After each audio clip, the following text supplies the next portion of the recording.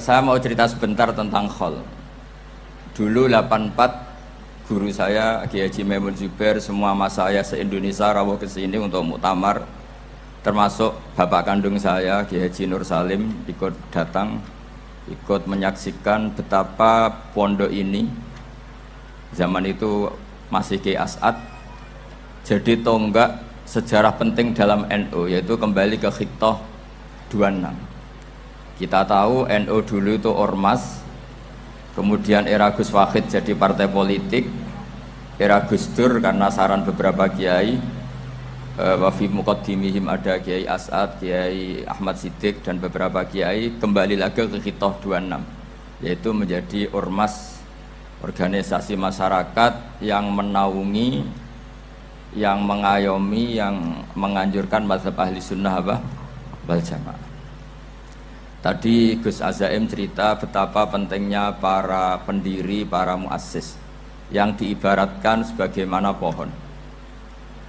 Saya masih ingat Dawe Mbah Mun. Saya nanti cerita mas saya sebentar, terus cerita kitab Al-Ataqoh As-Somadiyah dikarang Said Muhammad, fawaidnya maksudnya. Kalau Islam Arab, ini kata Mbah Mun, kalau Islam Arab itu contohnya kayak pohon kurma, jadi kuat. Dan wajah tasbihnya itu di daunnya tidak jatuh. Tapi kalau Islam Indonesia kata Mbah Mun itu kayak padi, jadi ya agak doyong-doyong sedikit. Jadi untuk menghadapi angin besar itu pilihannya dua, Anda kekar kayak kurma atau fleksibel kayak padi. Jadi ya doyong-doyong sithik gitu. Ada koruptor sowan, salam templeknya ya diterima gitu. Ada calon bupati cantik ya didukung, pokoknya agak-agak doyong gitu. Tapi baru kayak doyong itu nggak bisa roboh karena fleksibel. Jadi kazar in akhraja syatahu, jadi ada dua tamsil. Karena memang menghadapi orang fasik, orang dolim ini, kita sebagai ulama itu ya kebingungan. Ini mungkin Ki Afif bisa bahsul masail ini. Karena pertanyaannya gini, saya berkali-kali digojlok sama bapak saya. Berteman orang fasik hukumnya gimana? Pasti dijawab haram. Tapi kalau pertanyaannya dibalik, membina orang fasik hukumnya gimana? Baik. Dan bisa membina kalau berteman. Makanya Gus Azaim pernah bikin seni deh, muktamar seni. Anggap saja madhabnya seperti itu gitu.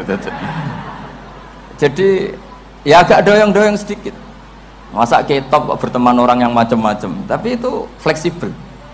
Nyatanya tetap soleh sampai sekarang gitu. Itu berarti itu ya gitu kata Mbah Mun itu. Jadi untuk menahan angin yang besar pilihannya hanya dua. Anda kokoh kayak pohon kurma atau fleksibel kayak padi. Nah, Islam Indonesia kata Mbah Mun itu pari wae katanya, padi.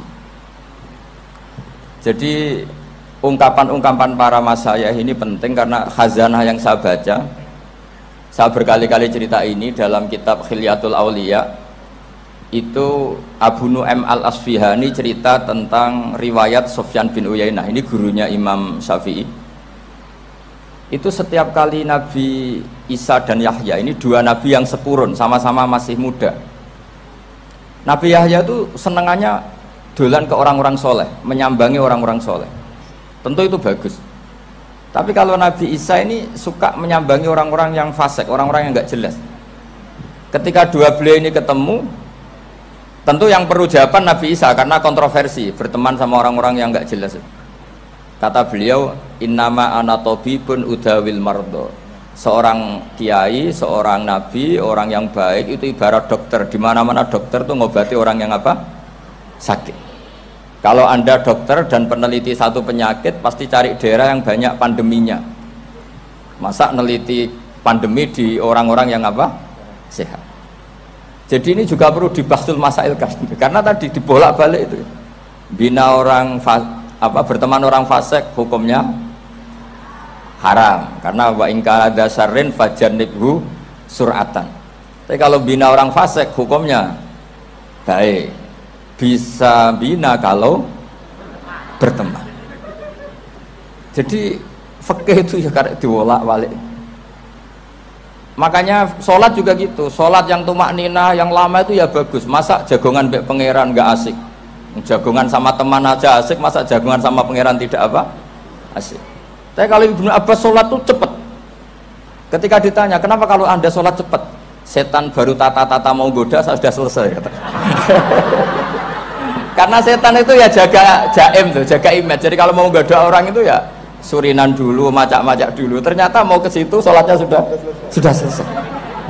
Lah kebetulan mazhab saya itu yang kedua itu gitu. Jadi kalau Gus Azaim itu sholat lama sekali. Itu ada mazhab tandingan, yaitu mazhab saya. Itu karena ini sepuh saya, meskipun top beliau tapi sepuh saya. Saya sudah 50, beliau baru 40. Ini baru berarti baru memulai kiai. Kalau pakai umur nubuah ini baru memulai. Jadi mazhab itu penting. Jadi pembanding itu harus diutarakan. Sehingga dalam fikih manapun itu sebuah mazhab itu harus diuji itu lewat pembanding. Dulu itu setiap debat fikih antar ulama itu mesti nggak ada yang menang. Misalnya saya kiai kelihatan miskin itu ya baik supaya santri-santri yang miskin itu punya teman gitu. Karena ya rata-rata santri itu miskin, nah dikancani kiai kan seneng gitu. Tapi problemnya kiai yang miskin itu ya nggak bisa nolong santri karena dia sendiri apa miskin. Makanya dulu Imam Syafi'i itu pengagum orang miskin. Setelah ngaji Imam Malik tanya, ya Imam Malik orang yang sealim jenengan itu siapa? Jawabnya Imam Malik lucu. Dulu Abu Hanifah, sekarang orangnya sudah meninggal ya. Ilmunya dititipkan atau diwaris oleh Muhammad bin Hasan Asy-Syaibani. Akhirnya Imam Syafi'i dibiayai Imam Malik ke Irak. Imam Syafi'i miskin, bisanya ke sana dibiayai Imam Malik. Itu seperti Abuya Said Muhammad masyhur, ini murid beliau. Kalau ada santri boyong kan mesti apa? Disangoni. Disangoni. Ketika datang ke Irak, Muhammad bin Hasan Asy-Syaibani itu nata uang, nata emas itu di ruang tamu. Jadi ngitung uang itu di ruang tamu miliatan. Ini kaget, ini kiai kok kedonyan kata Imam Syafi'i gitu. Tapi apa kata Muhammad bin Hasan Asy-Syaibani? Anda kagum ini, Anda kaget ini. Kalau kamu menyoal orang soleh kaya, ini tak kasihkan orang-orang fasik biar dipakai judi, dipakai selingkuh, dipakai maksiat. Jangan-jangan harta ini harus tetap di orang soleh. Kalau ke orang fasik bahaya. Berarti kiai boleh kaya, boleh-boleh gitu. Semenjak itu ada gerakan kiai kudu sugih. Ya ada yang kesampaian, ada yang enggak gitu aja. Tapi karena kalau pakai logika fikih, harta itu fitnah. Oke, seakan-akan harta itu masalah. Tapi kalau ini dikuasai orang dolim, maka masalah besar. Jika orang-orang soleh ini harus juga menguasai harta. Nah, terus lama-lama dikiaskan kekuasaan.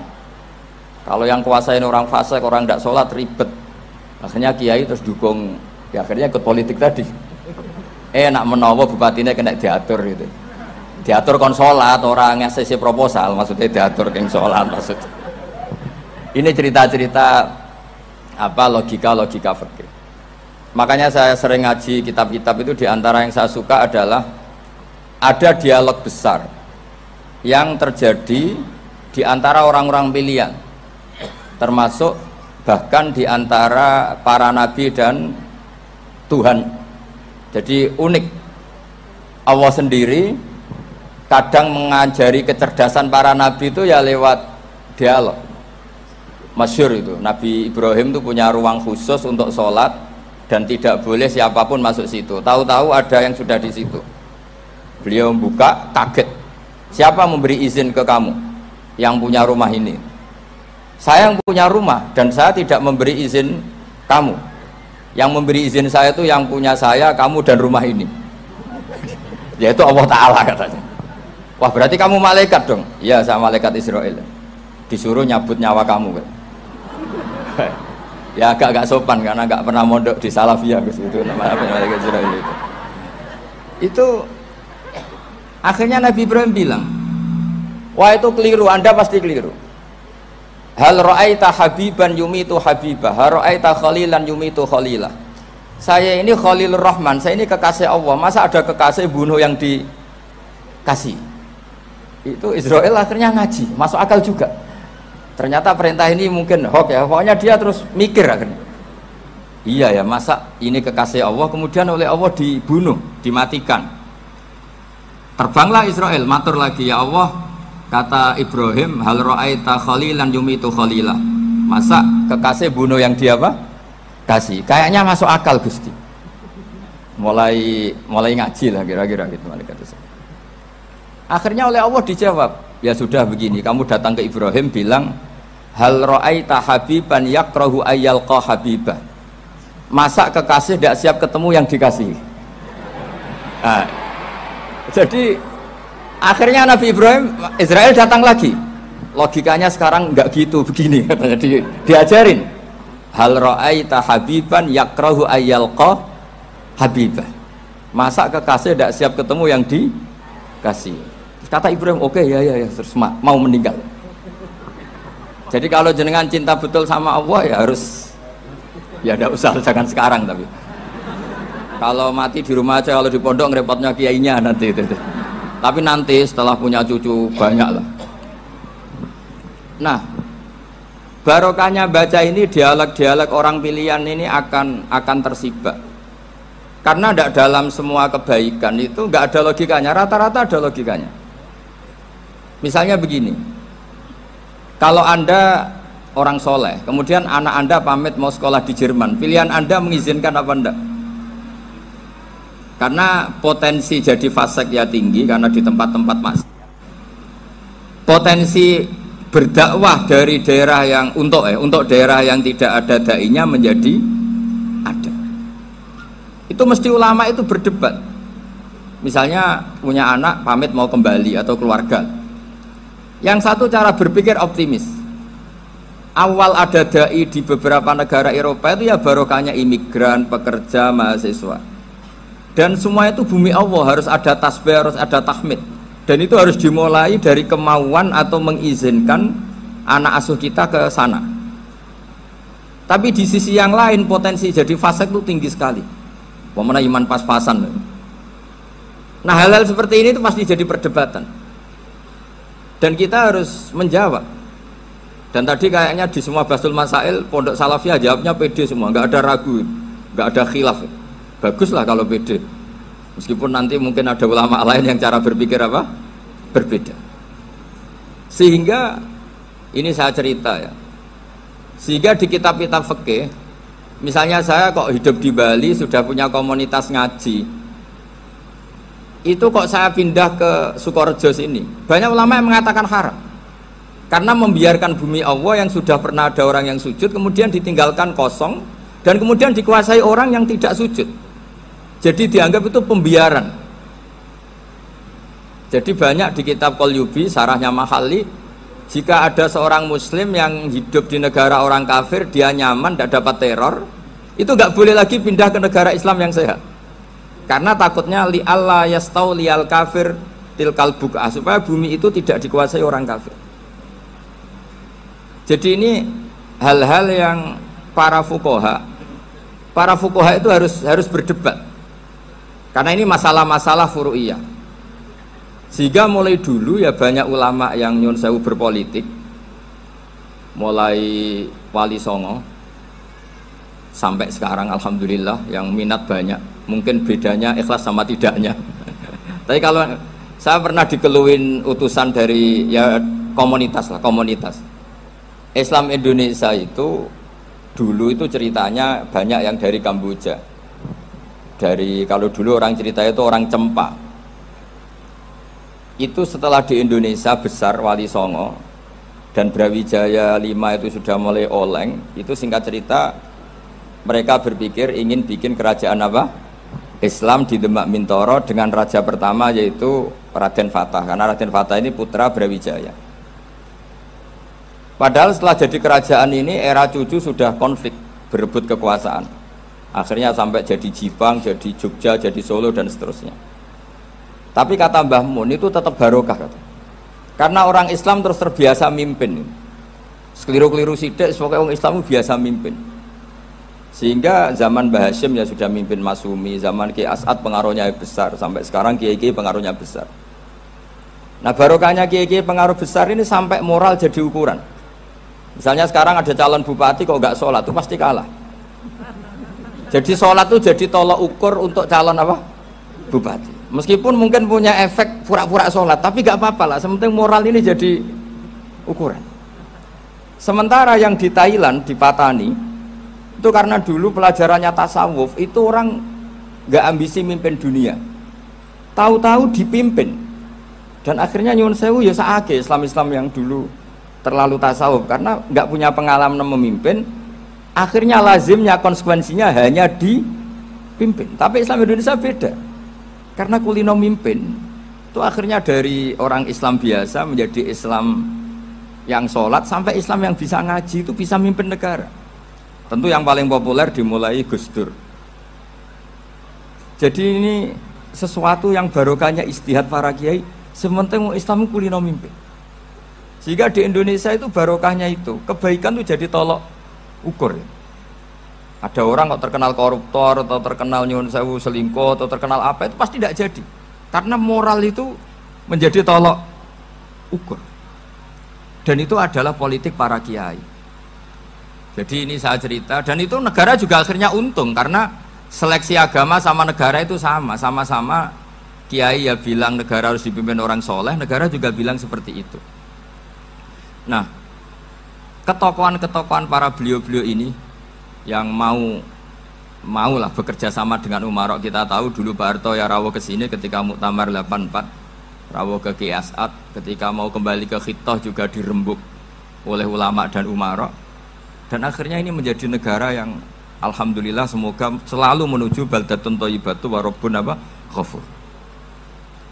Nah, kemudian di sini saya tabarruk dengan Said Muhammad, gurunya Kiai Haji Azaim. Saya mau cerita tentang amaliyah tadi. Saya sebetulnya nggak niat bacakan bab itu, gara-gara ada khataman jumlahnya banyak saya jadi pusing. Ini panitianya tanya, khatam betul apa enggak? Iya Gus, khatam betul. Tapi kayaknya saya tidak yakin itu. Karena saya ini kan dari pondok tahfidz itu. Biasanya anak khataman itu ya rodok bodoni itu. Dibaca buanter sing nyemak yang mendelok pojok tok. Mergo kebanteren. Nah, akhirnya lafat-lafat yang di tengah itu enggak di apa? Baca. Tapi ya semoga dimaafkan Allah lah. Yang jelas itu enggak.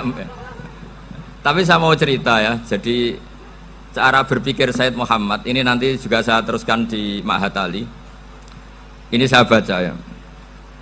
Di antara yang diyakini madhab Malikiyah, ini saya baca saja teksnya. Jadi ada riwayat namanya, kalau Said Muhammad bahasakan itu Ataqoh Somadiyah. Kalau di Indonesia kadang orang bilang Al-Ataqoh Al-Kubro, yaitu dengan membaca surat Ikhlas. Di sini jumlahnya hanya 100 kali, Kila 1000 kali. Tadi berapa semua? 700 juta ini sudah susuk banyak ini. Di sini hanya 40, riwayat lagi 100, 1000. Terus sampean tadi berapa? 800 juta. Wah, ini sudah susuk ini. Itu anak cucu sampean pasti masuk surga itu kalau bisa. Ini saya baca, ini kitabnya Said Muhammad ini. Suratul Ikhlasi wal Itqu minan nar. Akhrajat Tabrani fil Kabir an Fairuz ad-Dailami wa Ibnu Uftin Najasi. Waqad khadaman Nabiyya sallallahu alaihi wasallam. Orang ini jadi khadimnya Nabi. Qala Rasulullah sallallahu alaihi wasallam, "Man qara'a qul huwallahu ahad mi'ata marratin fi shalat ghairiha kataballahu lahu bara'atan minan nar." Ini hanya berapa ini? Mi'ata marrah. Berarti kalau satu orang itu cukup 100. Tadi sudah untuk 7 turunan tadi untuk orang berapa? 800 juta. Ya, untuk 7 turunan cukup. Cukup. Untuk 7 turunan. Ya sudah susuk ini, sudah susuk ini. Aduh, ribet ini. Nah, ini tak cari pembenarannya ini supaya keren. Ini di halaman 188 Abwabul Farad. Warwa Ibrahim bin Muhammad Al-Khiyari fi fawaitihi an Khudzaifa marfu'an. Man qara'a qul huwallahu ahad alfa marratin faqad ishtara nafsahu minallah. Berarti 100, ada riwayat lagi 1000. Nanti tak carikan lagi yang berapa? 1 miliar mungkin. Jangan banyak-banyak. Nah ini saya baca ya. Wa hadzal adatu huwa al-ma'rufu bi ataqatis somadiyah. Wa qad nassa jama'atun mutaakhiril malikiyah ala istihbabi ataqatis somadiyah. Wa haddu ala qiraatiha wa istimaliha. Minhum Asy-Syaikh Abdus Salam Al-Asmar sak teruse ini. Jadi kullu haula'i istahabbu ataqatas somadiyah ma'atirafi ba'dihim kal misnawi bisyiddati fi hadisiha. I'timadan ala anna hadza minal fadha'il allati yutasahalu fiha. Faman sa'a yasta'milaha roja'a khusulama fiha fala ba'sa bidzalik ala syarti alla ya'taqida thubuta dzalika anin nabi sallallahu alaihi wasallam hatta la yaqa fil kitsbi alaihi. Jadi intinya itu silahkan Anda bikin jumlah sesuai versi Anda, yang penting Anda jangan kampanye kalau itu perintah Kanjeng Nabi Muhammad sallallahu alaihi wasallam.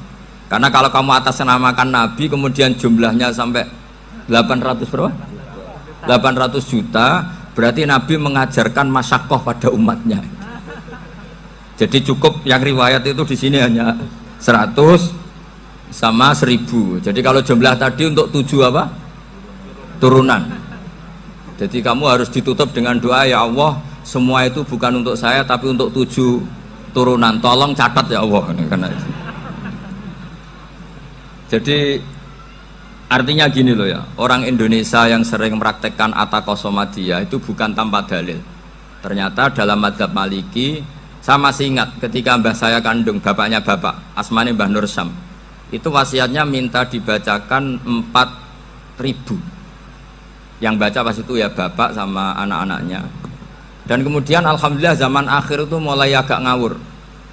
Kalau ada acara itu wong liya kon maca anake mlebu metu gak melok maca. Itu keliru, saya jamin itu keliru.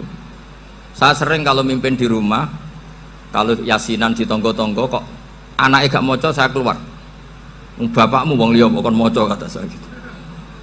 Jadi itu menurut saya itu yang jelas. Saya sampai ngisi begini, yang ada riwayatnya itu idza mata ibnu adam in qata amaluhu illa min salasin shadaqatin jariyah au ilmin yuntafa'u bi aw waladin sholihin yatullah.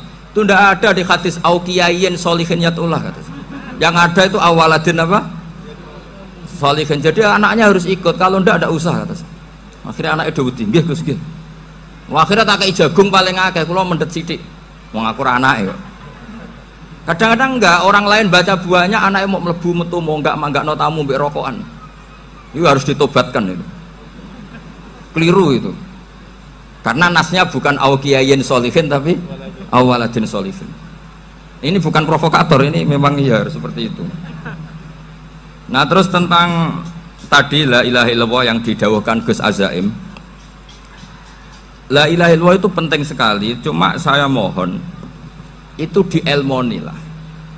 Jadi dulu kalimat ini menjadi spesial karena dielmoni, karena dimulai dari fa'lam annahu la ilaha illallah.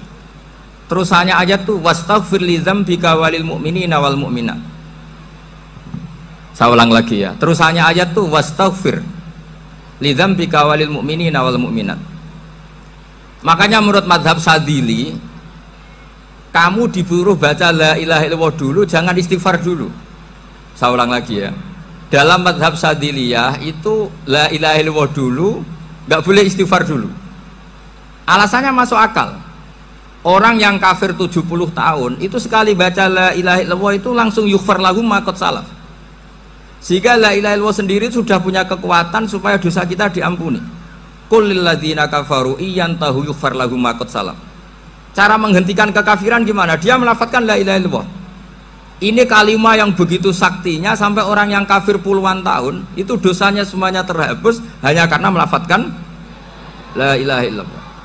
Nah, makanya kata Abdul Hasan As-Sadili wastaghfir li dzambika ay biadil kalimah. Seseorang sah di istighfar itu kalau melafadzkan la ilaha illallah. Misalnya ada orang kafir mati kafir, sah nggak anak cucunya mengistighfari dia? Tidak sah karena belum melafadzkan la ilaha illallah. Makanya kata Abdul Hasan As-Sadili wastaghfir li dzambika ay bihadil kalimah. Sehingga lafadz ini spesial betul. Tapi kadang-kadang beberapa mursyid cara berpikir lain. Ini kalimah thayyibah harus dibaca orang suci, sehingga mendahulukan apa? istighfar untuk supaya pas ngelafatkan kalimat thayyibah sudah dalam keadaan apa? Suci. Itu juga masuk akal. Tapi secara meyakinkan saya sendiri lebih mengikuti manhajnya Abil Hasan Asyadzili karena alasannya tadi yang kafir puluhan tahun saja langsung luntur dosanya karena melafatkan la ilaha illallah. Artinya la ilaha illallah sendiri sudah bagian dari istighfar. Nah, ya tadi buktinya fa'lam annahu la ilaha illallah terus wastaghfir lidzambika walil mu'minin. Jadi orang sah diistighfari itu setelah dipastikan sah tauhidnya. Jadi setelah tauhidnya sah yaitu la ilaha illallah baru sah apa? Diistighfari. Sehingga orang kafir, saya ulang lagi, orang kafir yang mati kafir anak cucunya tidak boleh apa? Tidak boleh menistighfari. Terus saran saya kedua, la ilaha illallah itu filosofinya itu nafyun li uluhiyati ghairillah wa isbatun li uluhiyatillah wahdah. Filosofi la ilaha illallah itu gimana?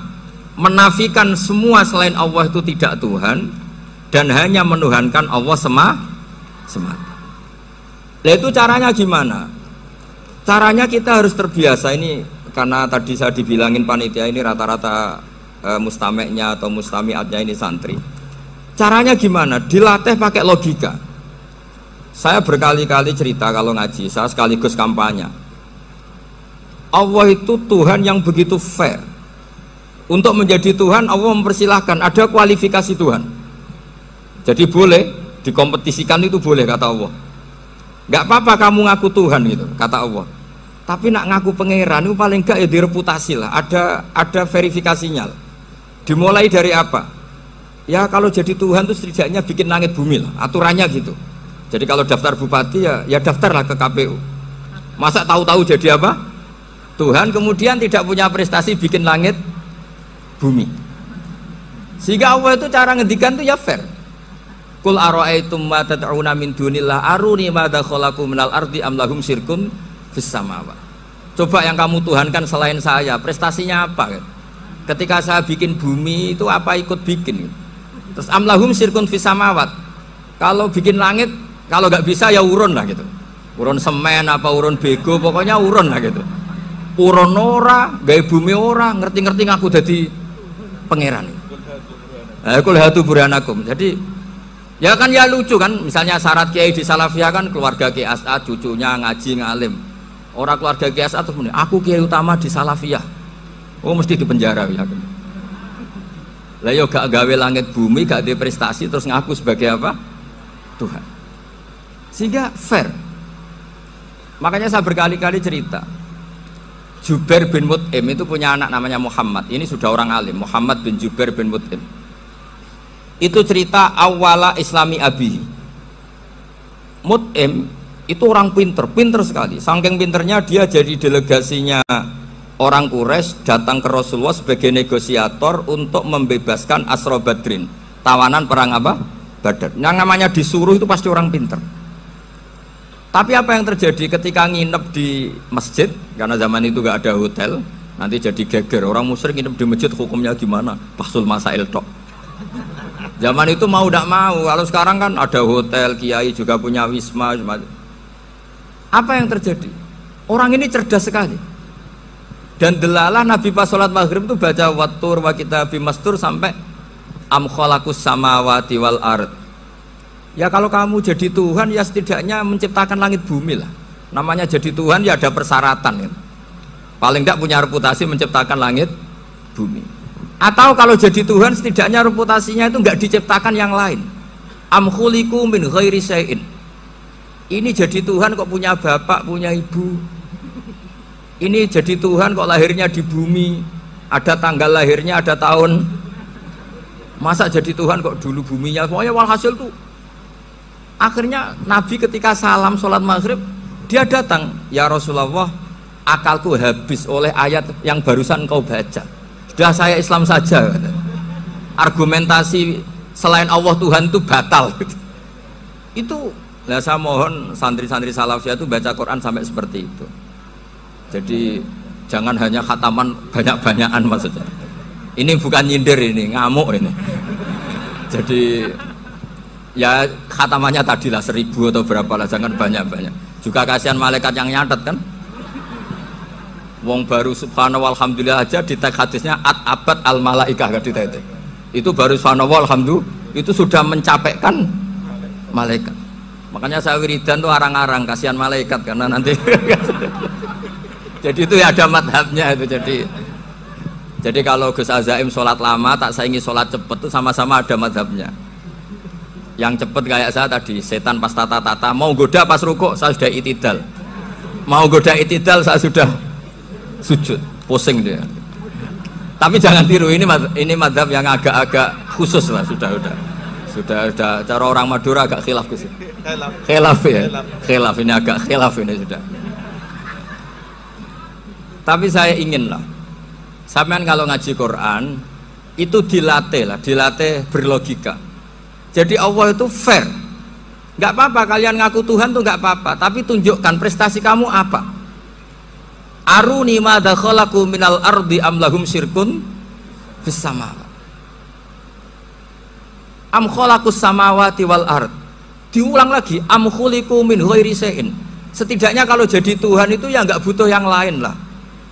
Masa jadi Tuhan kok wujudnya saja butuh orang lain, butuh bumi, eksistensinya butuh makan, butuh minum.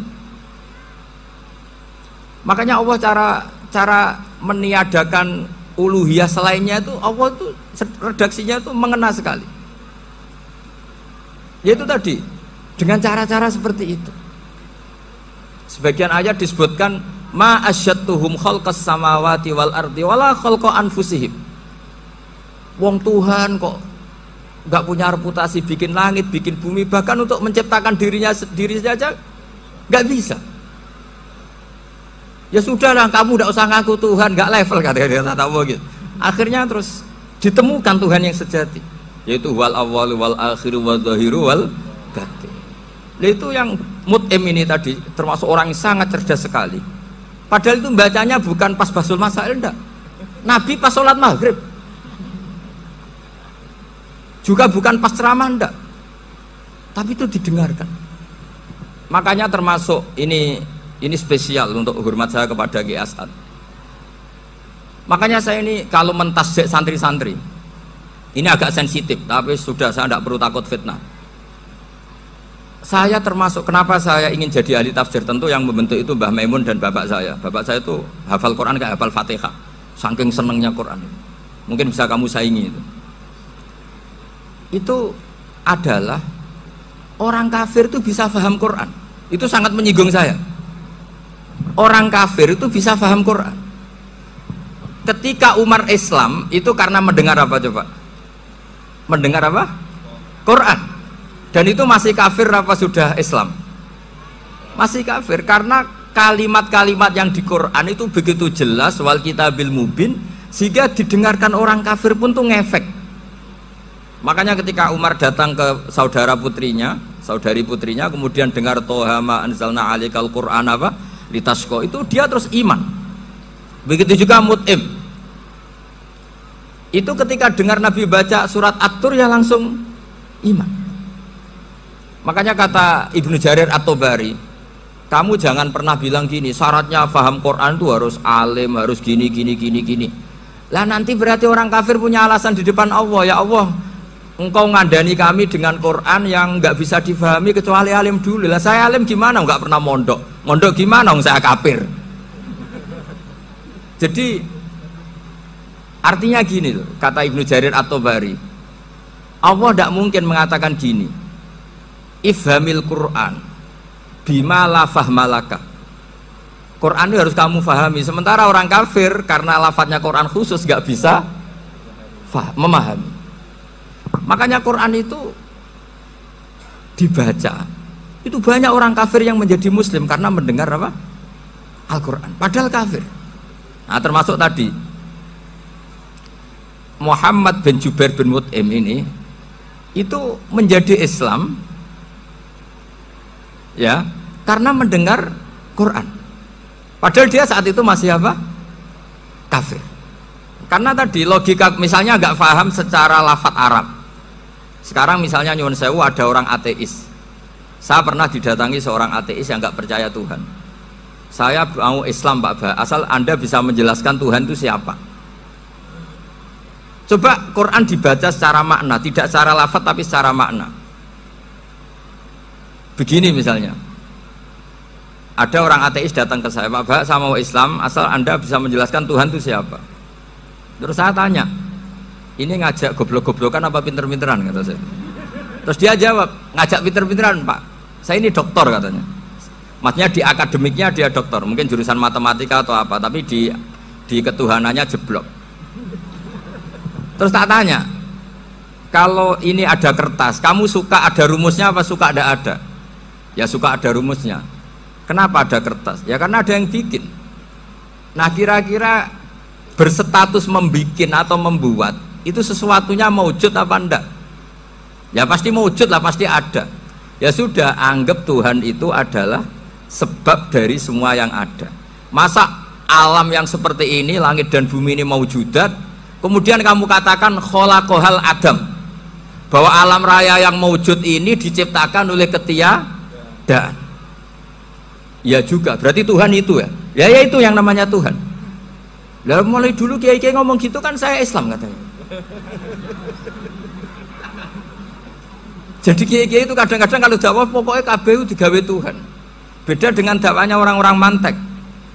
Orang-orang mantek itu kan nggak pernah nyebut Allah. Ini alam hawadis, labuda min muhdis. Meskipun mereka, nah muhdis ini menurut Islam namanya Allah, tapi sebetulnya kan nggak langsung bilang Allah. Jadi tak kasih tahu, alam raya ini maujud nggak? Ya maujud Pak Pak. Bisa nggak sesuatu yang nggak ada menjadi faktor wujudnya yang ada? Ya nggak bisa, namanya nggak ada itu nggak bisa jadi faktor. Nah itu hebatnya ulama-ulama kita ketika mengenalkan Allah itu siapa? Zat yang wajibil wujud. Jadi kita ini kalah pinter ulama-ulama dulu. Ya alhamdulillah kalahnya sama ulama dulu. Kalau kalah sama ulama sekarang isen lah. Jadi ulama dulu sudah pinter. Pasti pertanyaan dasar manusia, hadil maujudat tuh man kholaqoha, siapa yang menciptakan? Kalau kamu langsung jawab Allah atau Tuhan, mereka pasti tidak nerima. Ya jawab saja, hadil maujudat mesti kholaqoha maujudun. Nah berhubung maujud ini berstatus pencipta, harus super. Nah super ini oleh ulama disebut wajibul wujud atau musabbibul asbab, yang oleh Islam dinamai Allah. Tapi kita langsung ngomong Allah, ya mesti aja bingungkan kan bagi yang bingung maksudnya. Ya saya mohonlah kalimat-kalimat la ilaha illallah itu diamatilah, diresapi sampai seperti penjelasan saya ini, sehingga punya kualitas ilmu. Karena syaratnya memang fa'lam, harus punya kualitas apa? Ilmu. Ilmu itu apa? Ma'rifatus syai' ala ma huwa alaih. Mengenal sesuatu sesuai detail-detail sifatnya sesuatu itu. Misalnya kalau Allah sudah jadi Tuhan, ya harusnya qabla kulli syai'. Masa Tuhan sama yang dituhani wujudnya dulu yang dituhani? Ditemukanlah sifat awal atau qadim. Makanya benar Gus Azaim tadi, kalau sudah bertauhid harus hafal akidah berapa khamsin. Dimulai apa? Wujud. Kenapa harus dikatakan wujud? Karena alam raya ini kadung maujudat. Hadhil alam maujudun. Masa maujudun kholaqohul adam, masa maujudat kholaqohal adam. Nah itu yang disebut am khuliqu min ghairi syai'in am humul khaliqun. Jadi saya mohon semohon-mohonnya, cobalah tradisi-tradisi lihat baru ayat ini dihidupkan lagi, sehingga kita baca Quran itu sekaligus menjadi orang yang sangat argumentatif. Karena Quran adalah qul falillahil hujjatul balighah. Dilatih, jangan bosan dilatih. Makanya kalau saya baca ayat-ayat seperti itu, cek fair ya Allah itu fair betul.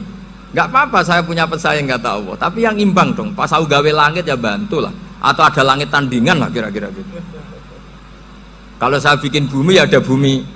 Nah misalnya sekarang orang Cina bikin matahari, materinya dari mana coba? Dari yang sudah ada sekarang kan? Tetap saja agak ikut bikin kan? Tapi kalau Allah bikin langit bumi minal adam minal wujud, kalau mereka paling rekayasa yang sudah wujud diotak-atik. Nah harus sampai seperti itu, sampai kata Gus Azim kul hatu apa burhanakum tadi. Jadi ini cara-cara kita untuk menguatkan iman.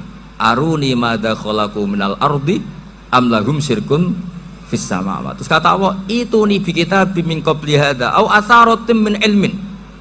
Kalau kamu nggak setuju teori ini, kata Allah, cari kitab suci versi Anda. Aturan jadi Tuhan itu apa coba? Ya tetap saja semua kitab suci akan mengatakan di mana-mana Tuhan itu pencipta langit dan bumi. Jangan yang lahir di bumi jadi Tuhan. Jangan Lata Uzza jadi Tuhan. Jangan karena sakti jadi Tuhan. Nah ini di sini pentingnya ilmu balaghah, ilmu mantek yang alhamdulillah di pondok-pondok kita masih diajari. Makanya kata mantek, sebetulnya ilmu akal hanya menemukan hadil maujudat khalaqaha maujudun. Nah yang maujud ini siapa? Ya wajibul wujud. Nah kemudian Islam menamai ini Allah Subhanahu wa ta'ala. Makanya ulama dulu itu kalau ngedikan Allah itu siapa? Zat sing wajibul wujud. Itu filosofinya luar biasa. Karena dengan seperti ini bisa menafikan teori ateisme bahwa alam raya ini diciptakan oleh ketiadaan. Makanya saya bilang tadi, ngajak goblok-goblokan apa pinter-pinteran gitu. Lah nek ngajak goblok-goblokan yang ngene, hadhil maujudat khalaqahal adam. Terus kita goblok bareng. Loh iya kan barang maujud diciptakan yang tidak maujud.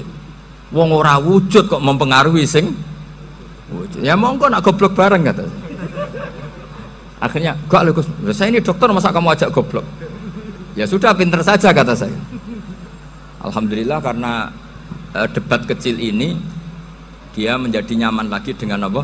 Islam. Memang saya tentu nggak bisa disalahkan doktoralnya karena di ilmu yang selain apa? Teologi gitu.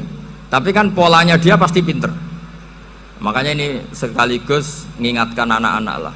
Kecakapan menjelaskan itu harus dilatih karena di antara kelebihannya Quran itu wal kitabil apa? Mubin, yaitu kitab yang punya kemampuan menjelaskan. Ini yang terakhir saya beri contoh. Terakhir ini penjelasan Quran. Dulu orang kafir itu cara berpikir itu begini, Muhammad, urusan kita ini banyak, problem kita banyak. Masa iya urusan yang banyak ini cukup dengan satu Tuhan?